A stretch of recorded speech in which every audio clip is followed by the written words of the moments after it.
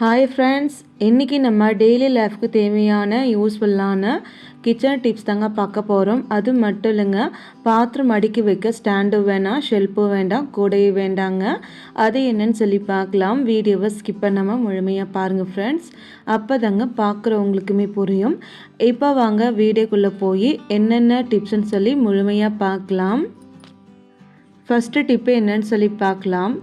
நம்ம வீட்டில் இது போல் கேலண்டர் பேப்பர் இருக்கு இல்லையா, இதை நம்ம அப்படியே ஆணியில் மாட்டி வச்சிருவோம் இல்லையா, அந்த மாதிரி நமக்கு ஆணியில் மாட்டி வைக்க முடியலன்னா இந்த மாதிரி நீங்கள் ட்ரை பண்ணுங்கள். அந்த கேலண்டர் பேப்பரை நம்ம சைடில் வச்சுக்கலாம். அதுக்கப்புறம் நம்ம டபுள் டேப் எடுத்துக்கலாங்க. டபுள் டேப்பு நம்ம எடுத்ததுக்கப்புறம் துணி காய போடக்கூடிய ஒரே ஒரு கிளிப் எடுத்துக்கலாம். அதுக்கப்புறம் நம்ம டபுள் டேப்பு கொஞ்சம் பெருசாக நம்ம கட் பண்ணி எடுத்துக்கலாம். கட் பண்ணின டபுள் டேப்பை நம்ம அந்த கிளிப்பு மேலே நம்ம ஒரு பக்கமாக நீங்கள் மாட்டி விட்டுருங்க. ஒரு பக்கமாக இந்த மாதிரி நீங்கள் அந்த கிளிப்பு மேலே ஒட்டினதுக்கப்புறம் நீங்கள் பார்த்தீங்கன்னா கை வச்சு நல்லா ப்ரெஸ் பண்ணுங்கள். நமக்கு நல்லா டைட்டாக பிடிச்சிக்கோங்க. அதுக்கப்புறம் நம்ம மேலக்க ஸ்டிக்கர் ரிமூவ் பண்ணிக்கலாம். நீங்கள் எங்கே கேலண்டர் பேப்பர் ஒட்டணும்னு நினைக்கிறீங்களோ அந்த இடத்துல கொண்டு போய் நீங்கள் இது போல் கிளிப்பை நீங்கள் ஒட்டி விட்டுருங்க. ஒட்டினதுக்கப்புறம் நல்லா ப்ரெஸ் பண்ணிட்டு ஒரு நாள் ஃபுல்லாக நீங்கள் விட்டு மறுநாள் ஃபுல்லாக நீங்கள் யூஸ் பண்ணிக்கலாம். நான் இப்போ பாருங்கள் யூஸ் பண்ணி காமிக்கிறேன். அழகாக நீங்கள் மாட்டி விட்டால் போதும். பார்க்கவும் ரொம்ப நீட்டாக இருக்கும். நமக்கு கீழே விழுகாது. நல்லா நமக்கு ஸ்ட்ராங்காக இருக்கும். நெக்ஸ்ட்டு டிப்பு என்னன்னு சொல்லி பார்க்கலாம். நம்ம வீட்டில் நம்ம சாப்பாட்டு அரிசி ஸ்டோர் பண்ணாலும் சரி, ரேஷன் அரிசி ஸ்டோர் பண்ணாலும் சரிங்க, இந்த மாதிரி நீங்கள் ஸ்டோர் பண்ணி வைங்க. ரொம்ப நாளைக்கு அரிசி நல்லா நமக்கு ஃப்ரெஷ்ஷாக இருக்குங்க. ஃபஸ்ட்டு நம்ம அரிசி வச்சுக்கலாங்க. நான் இன்றைக்கி ரேஷன் அரிசி தாங்க ஸ்டோர் பண்ண போகிறேன். ஒரு கிளாஸில் பார்த்தீங்கன்னா உப்பு ஃபுல்லாக எடுத்துக்கலாம். நான் சின்ன கிளாஸ் தாங்க எடுத்திருக்கேன். நீங்களும் இது போல் சின்ன கிளாஸ் எடுத்துகிட்டு ஃபுல்லாக நீங்கள் உப்பு நீங்கள் சேர்த்துக்கோங்க. உப்பு நம்ம சேர்த்ததுக்கப்புறம் அந்த கிளாஸை நீங்கள் அரிசிடு சென்டரில் இது போல் அழுத்தி வச்சுக்கோங்க. அதுக்கப்புறம் நீங்கள் பார்த்தீங்கன்னா ஒரு துண்டு இல்லை 2 துண்டு நீங்கள் பட்டை நீங்கள் சேர்த்துக்கோங்க அந்த உப்பு உள்ளுக்குள்ளேயே. அதுக்கப்புறம் நம்ம ஒரு 7-8 போல் நம்ம கிராம்பு சேர்த்துக்கலாங்க. அந்த உப்பு மேலே நீங்கள் சேர்த்துக்கோங்க. பட்டை ஒரு 7-8 போல் கிராம்பு நீங்கள் சேர்த்து எப்போதும் போல் மூடி போட்டு நீங்கள் ஸ்டோர் பண்ணால் போதுங்க. அரிசி நமக்கு ரொம்ப நாளைக்கு ஃப்ரெஷ்ஷாக இருக்குங்க. நமக்கு வண்டு, புழு, பூச்சி, நூலாம்படை, கெட்ட வாடை நமக்கு எதுவுமே வராதுங்க. கண்டிப்பாக இந்த டிப்ஸை நீங்கள் ட்ரை பண்ணி பாருங்கள். நமக்கு ரொம்பவே யூஸ்ஃபுல்லாக இருக்குங்க. நெக்ஸ்ட்டு டிப்பு என்னன்னு சொல்லி பார்க்கலாம். நம்ம வீட்டில் கிழிஞ்சு போன கட்டை பேக் இல்லை பழைய கட்டை பேக் இருந்துச்சுன்னா அது ஒரு கைப்பிடி ஸ்டிக் இருக்கு இல்லையா, அதை நம்ம எடுத்து வச்சுருக்கோங்க. அதுக்கப்புறம் நம்ம யூஸ் பண்ணாத வளையல், பழைய வளையல் தான் எடுத்துக்கோங்க. நான் பாருங்கள் ஸ்டிக்கை நேராக வச்சுட்டு ஸ்டிக்குக்கு நேராக நான் இந்த மாதிரி வளையல் நான் அடுக்கி வச்சுக்கிறேங்க. மொத்தமாக ஒரு 5 வளையல் போல் நான் அடுக்கி வச்சுருக்குங்க. இது அப்படியே இருக்கட்டும். அதுக்கப்புறம் நம்ம நூல் எடுத்துக்கலாம். நூல் எடுத்து நம்ம அந்த வளையல் அந்த ஸ்டிக்கு 2 சேர்த்து நம்ம நல்லா டைட்டாக நம்ம ஜாயின் பண்ணிக்கணுங்க. இப்போ நான் ஜாயின் பண்ணி காமிக்கிறேன் பாருங்கள். இந்த மாதிரி நீங்கள் ஜாயின் பண்ணிக்கோங்க. ஜாயின் பண்ணதுக்கப்புறம் நம்ம எக்ஸ்ட்ரா நூல் இருக்குல்ல, இந்த நூலை நம்ம கட் பண்ணி போட்டுடலாம். அதுக்கப்புறம் நம்ம மறுபடி இன்னும் வளையல் வச்சுருந்தோம் இல்லையா, அந்த வளையல் ஃபுல்லாகவும் நம்ம நேராக வச்சு நூல் கட்டி நம்ம எடுத்து வச்சுருக்கோங்க. நீங்களும் இது போல் கட்டி எடுத்துக்கோங்க. இந்த வளையல் ஃபுல்லாகவும் நமக்கு இன்னமும் ஸ்ட்ராங்காக இருக்கிறதுக்கு மறுபடி நம்ம நூல் எடுத்துக்கலாங்க. நூல் எடுத்து நம்ம இப்போ நம்ம ஜாயின் பண்ணிக்கலாங்க. பாருங்கள் வளையல் உள்ளுக்குள்ளே நம்ம 2 வளையல நம்ம மறுபடி நூல் வச்சு நல்லா டைட்டாக நம்ம கட்டிக்கலாம். கட்டி முடிச்சதுக்கப்புறம் எக்ஸ்ட்ரா நூல் இருக்கு இல்லையா, அந்த நூலுமே நம்ம கட் பண்ணி எடுத்துடலாங்க. பாருங்கள் ஃபுல்லாகவே நான் டைட்டாக கட்டி முடிச்சு எக்ஸ்ட்ரா நூல் ஃபுல்லாகவே நம்ம கட் பண்ணி எடுத்துட்டோங்க. இப்போ நம்ம இதை அப்படியே வச்சுக்கணுங்க. மறுபடி நம்ம நூல் எடுத்துக்கலாம். நல்லா டைட்டாக இருக்கக்கூடிய நூல் எடுத்துக்கோங்க. அப்படிலாம் நீங்கள் ஏதாச்சும் கயிறு இருந்தாலுமே நீங்கள் கயிறு எடுத்துக்கலாங்க. நான் பாருங்கள் நூல் நல்லா டைட்டாக இருக்கிற மாதிரி எடுத்துருக்கேன். நூல் எடுத்து நான் அந்த ஸ்டிக்கு உள்ளுக்குள்ளே வச்சு ஆப்போசிட் பக்கமாக இழுத்துக்கிட்டுங்க. இப்போ நம்ம 2 நூலுமே நம்ம கொஞ்சம் கேப் விட்டு நம்ம ஹேங் பண்ணுற மாதிரி நல்லா டைட்டாக நம்ம கட்டி எடுத்துக்கலாங்க. டைட்டாக நம்ம கட்டி எடுத்ததுக்கப்புறம் எக்ஸ்ட்ரா நூல் ஃபுல்லாகவே நம்ம கட் பண்ணி எடுத்துடலாங்க. இப்போ நம்ம கொண்டு போய் ஆணியில் ஹேங் பண்ணிக்கலாங்க. நான் ஹேங் பண்ணி காமிக்கிறேன், நீங்கள் பாருங்கள். இந்த மாதிரி நீங்கள் மாட்டி விட்டுக்கலாங்க. மாட்டினதுக்கப்புறம் பார்த்தீங்கன்னா இதுக்குள்ளே நீங்கள் ஷால்ஸ் எல்லாமே போட்டு ஆர்கனைஸ் பண்ணிக்கலாம். நம்ம வீட்டில் நம்ம அடிக்கடி யூஸ் பண்ணக்கூடிய ஷால்ஸு எல்லாமே போட்டு ஆர்கனைஸ் பண்ணிக்கலாம். பார்க்க ரொம்ப நீட்டாக இருக்கும். எவ்வளோ ஷால்ஸ் எல்லாம் நீங்கள் போட்டு வச்சுக்கலாங்க. பார்க்க நமக்கு ரொம்பவே நீட்டாக இருக்குங்க. கண்டிப்பாக இந்த டிப்ஸை நீங்கள் மிஸ் பண்ணாமல் உங்கள் வீட்டில் நீங்கள் செஞ்சு பாருங்கள்.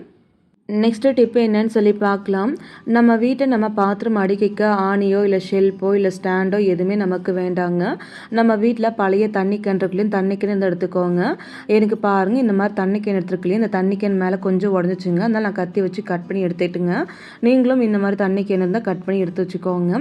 அதுக்கப்புறம் பார்த்தீங்கன்னா நம்ம வீட்டில் பழைய நைட்டியோ இல்லை கிழிஞ்சு போன நைட்டின்னு எடுத்துக்கோங்க. எடுத்துகிட்டு உள் பக்கமாக நம்ம திருப்பிக்கலாங்க. உள் பக்கமாக நம்ம திருப்பிட்டு ஒரு கொஞ்சம் போல் மட்டும் துணியை பிடிச்சிட்டு நம்ம நல்லா டைட்டாக நம்ம லப்பர் பேண்டை நம்ம மாட்டி விட்டுக்கிறோங்க. இந்த மாதிரி நீங்களும் மாட்டி வச்சுக்கோங்க. அதுக்கப்புறம் நம்ம தண்ணி கேன் கட் பண்ணி சொல்லி அந்த தண்ணி கேன் உள்ளுக்குள்ளே நீங்கள் பார்த்தீங்கன்னா இந்த துணியை உள்ளுக்குள்ளே நீங்கள் மாட்டி விட்டுருங்க. உள்ளுக்குள்ளே இது போல் வெளி பக்கமாக நீங்கள் திருப்பிட்டு அழகாக நீங்கள் துணி ஃபுல்லாகவும் வெளி பக்கம் கொஞ்சம் நீட்டாக நம்ம எடுத்து விட்டுடலாங்க. பாருங்கள், இந்த மாதிரி நம்ம எடுத்து விட்டுட்டுங்க. இந்த மாதிரி நம்ம எடுத்ததுக்கப்புறம் இப்போ நம்ம கழுவி வச்ச பாத்திரம் எல்லாமே அழகாக நம்ம அடுக்கி வச்சுக்கலாங்க. எப்போவுமே நம்ம பாத்திரம் எல்லாம் கழுவி வச்சதுக்கப்புறம் திரும்ப எடுத்து நம்ம ஒரு ஷெல்ஃப்லேயோ இல்லை கோடிலையோ ஸ்டாண்ட்லேயோ போட்டு ஆர்கனைஸ் பண்ணுவோம் இல்லையா, அந்த மாதிரி நீங்கள் கழுவி வச்ச பாத்திரம் எல்லாமே போட்டு ஆர்கனைஸ் பண்ணிக்கலாங்க. நம்ம சின்ன சின்ன தட்டுங்க, கிளாஸுங்க, கரண்டிங்க, சொம்புங்க எல்லாமே போட்டு ஆர்கனைஸ் பண்ணிக்கலாம். பார்க்கும் நீட்டாக இருக்கும். உங்களுக்கு எங்கே தேவையோ அங்கே கொண்டு போய் வச்சுக்கலாங்க. இடமும் நமக்கு சேவ் ஆகும். இதுக்குன்னு சொல்லி காசு கொடுத்து நீங்கள் ஸ்டாண்டு வாங்க வேண்டிய அவசியம் இருக்காது. கண்டிப்பாக நீங்களும் செஞ்சு பாருங்கள். நெக்ஸ்ட்டு டிப்பு என்னன்னு சொல்லி பார்க்கலாம். ஒரு சின்னதாக ஒரு கப்பு நம்ம எடுத்துக்கலாங்க. அதுக்கப்புறம் நம்ம ஒரு கிளாஸ் அளவுக்கு நம்ம தண்ணி சேர்த்துக்கலாம். அதுக்கப்புறம் நம்ம வீட்டில் பச்சை மிளகாலாம் வச்சுருப்போம் இல்லையா, அந்த பச்சை மிளகா காம்பு ஃபுல்லாக நீங்கள் எடுத்து வச்சுக்கோங்க. அந்த பச்சை மிளகா காம்பை நம்ம எப்படி யூஸ் பண்ணலான்னு பார்க்கலாம். இந்த தண்ணி உள்ளுக்குள்ளே நீங்கள் பச்சை மிளகா காம்பு ஃபுல்லாகவும் நம்ம சேர்த்துக்கலாங்க. இது கூடவே நம்ம 2-3 பூண்டு பல் எடுத்துக்கலாம். தட்டி நீங்கள் சேர்த்துக்கோங்க. அதுக்கப்புறம் நம்ம ஒரு கொஞ்சம் போல் மட்டும் நம்ம மஞ்சள் தூள் சேர்த்து ஒரு டைம் நல்லா நம்ம கலக்கி விட்டுடலாங்க. கலக்கினதுக்கப்புறம் மூடி போட்டு ஒரு நாள் ஃபுல்லாக நீங்கள் அப்படியே விட்டுக்கோங்க.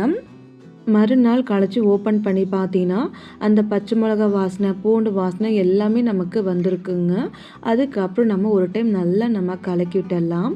இது கூடவே நம்ம ஒரே ஒரு கற்பூரம் எடுத்துகிட்டு பவுட்ரு பண்ணி நம்ம சேர்த்துட்டு மறுபடி இன்னொரு டைம் நல்லா நம்ம கலக்கி விட்டுடலாம். இப்போ நம்ம இந்த தண்ணி மட்டும் ஃபில்டர் பண்ணி எடுக்க போகிறோங்க. அதுக்காக நம்ம ஒரு கிளாஸ் எடுத்துக்கலாம். கிளாஸ் நம்ம வச்சதுக்கப்புறம் ஒரு வடிகட்டி எடுத்துக்கலாங்க. வடிகட்டி வச்சு நம்ம இந்த தண்ணி மட்டும் ஃபில்டர் பண்ணி எடுத்துக்கலாம். இந்த பூண்டு பல், அதுக்கப்புறம் பச்சை மிளகா காம்பு எதுவுமே நமக்கு வேண்டாம். அதோட எசன்ஸ் எல்லாமே நமக்கு தண்ணிக்குள்ளே இறங்கியிருக்குங்க. வடிகட்டி முடிச்சதுக்கப்புறம் ஒரு வாட்டர் கேனோ இல்லை ஸ்ப்ரே பாட்டில் எடுத்துக்கலாம். எங்கிட்ட ஸ்ப்ரே பாட்டில் இருக்குங்க, அதனால ஸ்ப்ரே பாட்டில் ஊற்றி எடுத்துக்கிறேன். இதுவே உங்ககிட்ட ஸ்ப்ரே பாட்டில் இல்லைன்னா ஒரு வாட்டர் கேன் எடுத்துக்கோங்க. வாட்டர் கேனில் ஊற்றிட்டு வாட்டர் கேன் மூடியில் நீங்கள் சின்ன சின்ன ஹோல்ஸாக நீங்கள் ஒரு ஊக்கு வச்சு நீங்கள் போட்டு எடுத்துக்கலாங்க. இப்போ பாருங்கள், நம்ம ரெடி பண்ண சொல்யூஷன் ஃபுல்லாகவும் நம்ம ஸ்ப்ரே பாட்டில் ஊற்றிட்டோம். இது கூடவே நீங்கள் ஒரு 1/4 மூடி மட்டும் நீங்கள் டெட்டால் நம்ம சேர்த்துக்கலாம். அதுக்கப்புறம் நம்ம டைட்டாக மூடி போட்டு க்ளோஸ் பண்ணிக்கலாங்க. அதுக்கப்புறம் நம்ம பாட்டிலை நல்லா நம்ம ஷேக் பண்ணிக்கணுங்க. நம்ம சேர்த்துருக்க சொல்யூஷனு அதுக்கப்புறம் டெட்டால் ஃபுல்லாகவும் நமக்கு நல்லா மிக்ஸ் ஆகி இந்த கலரில் நமக்கு கிடைக்குங்க. இப்போ நமக்கு ரொம்பவே சூப்பரான ஒரு மேஜிக்கான ஒரு லிக்விட் நமக்கு ரெடி ஆகிடுச்சு. இது எதுக்காகன்னு சொல்லி பார்க்கலாம்.